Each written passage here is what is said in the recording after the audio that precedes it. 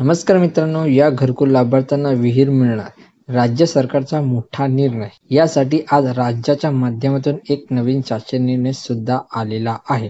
पूर्ण व्यवस्थित माहिती आपण या व्हिडिओच्या माध्यमातून समजून घेणार आहोत. त्यासाठी व्हिडिओ नक्की शेवटपर्यंत पहा आणि चॅनलचे नवीन आला असाल तर चॅनलला सबस्क्राईब करून ठेवा.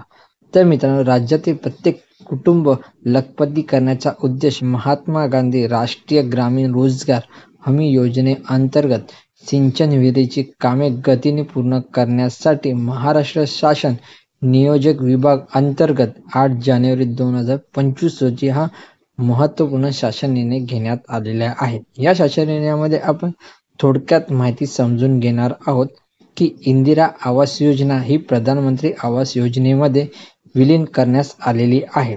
तसेच भोगवटादार वर्ग 2 ची जमीन धारण करणारे भूधारक वाचा येथे शासन निर्णयामधील महात्मा गांधी राष्ट्रीय ग्रामीण रोजगार हमी योजनेअंतर्गत वैयक्तिक सिंचन विहीर लाभाकरिता विहित केलेल्या पात्र निकषांनुसार पात्र ठरत असतील. तर अशा भूधारकाची सुद्धा महात्मा गांधी राष्ट्रीय ग्रामीण रोजगार हमी योजनेअंतर्गत वैयक्तिक सिंचन विहीर लाभाकरिता निवड अनुज्ञेय करण्याची बाब शासनाच्या विचाराधीन करण्यात येत आहे.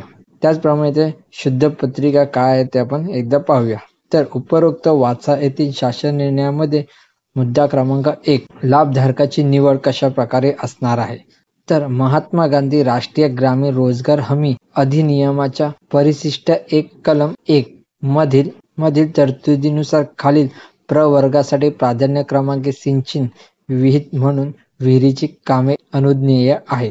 यामध्ये नमूद प्रवर्ग प्राधान्य क्रमांक आपण पाहून घेऊया. इंदिरा आवास योजनेखालील लाभार्थी याऐवजी प्रधानमंत्री आवास योजनेखालील लाभार्थी.